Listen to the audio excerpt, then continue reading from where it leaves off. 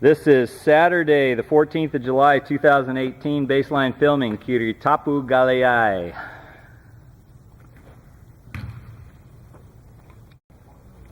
Kiri, baseline filming.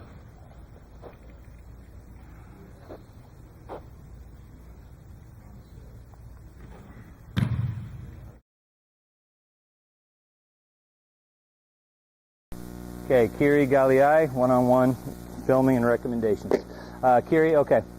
So, first of all, coming into camp, we thought you might be a little bit too narrow with your stance. You're not leaving yourself operating room so you can throw a ball down through your legs real aggressively, okay? Number one. Number two is you're growing, you're getting bigger and longer, you're gonna have a tall body anyway, and you're a little too small in the stance. You're kind of hunkered down. You're low to the ground, you're squished down, and so to get good arm extension, you gotta stick that ball way out in front of you, which can cause weight distribution problems and other issues, okay?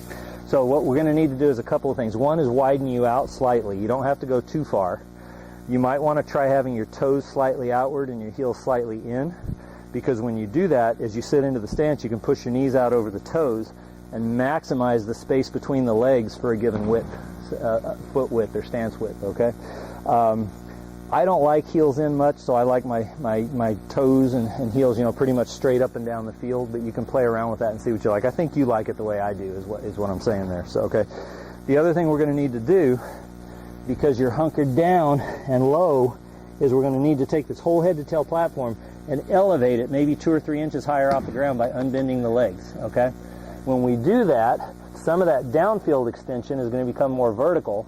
What that's going to do is the ball is going to slide closer to you, but you're still going to have a well-extended arm for a good throw, but you're actually going to have a shorter throwing arc from the point of starting to the point of release, which means it'll be a little bit quicker and a little bit more efficient as well, okay?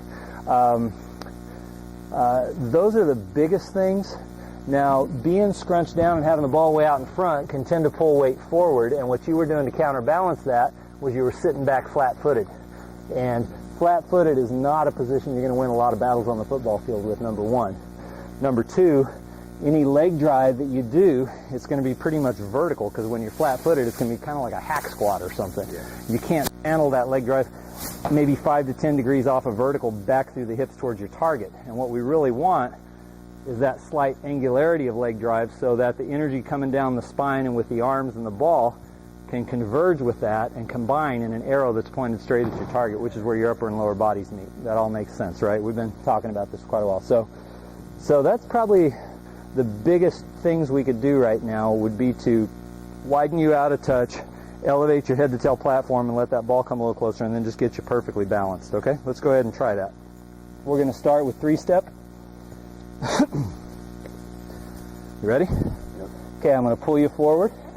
Lean on the ball. That gets your knee bend to 90 degrees or less, straightens the back, fully extends the arms. Raise you up, maximizing your operating room under the torso. Then I'm going to push you back through the hips towards your target till the heels touch the ground, the knees are over the toes, and you're solid on your feet. You feel comfortable? Mm-hmm. Give it a throw. That was brilliant. You were solid on your feet start to finish. Perfect setup led to what? A perfect snap. Do you feel good about it? All right. This time, rather than 3-step you, I'll just help you adjust. The stance width looks good. Turn towards the camera real quickly, and let's see that stance width. Let's document that so you got a frame of reference this summer. The biggest thing is you don't want tension in the hip flexors. That means you're getting too wide. You want load bearing on the quads. Does that feel good? Okay, go ahead and stand up. You can face back towards your punter. Let's launch a couple. Okay, so we basically brought you a little taller, making you bigger in the stance because you're getting bigger. Shortened up that throw a little bit. Let her go. Okay. Might have had you down a little long there. What happened there? Overstretched or something else? Okay. Let's do that a little faster. Let's raise you up, get you balanced. Okay. Rip it. Throw it hard. There it is. See? Flashes of brilliance. It's coming together. You got any questions on that? Okay. So widening the stance a bit, elevating the platform, shortening down a little on the front end, shifting weight back into the hips until you're solid on the balls of your feet. And the big cue there, try to get your knees positioned directly over your toes. Behind the toes, you're flat-footed. Ahead of the toes, you're too much weight forward.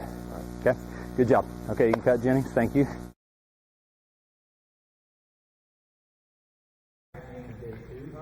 Yeah. All right, come on. I won't mess with you too much. Take your time. strengthen your grip on the ball a little bit so that you don't lose it out of your hands. Let her rip. There it is. All right. Rolling.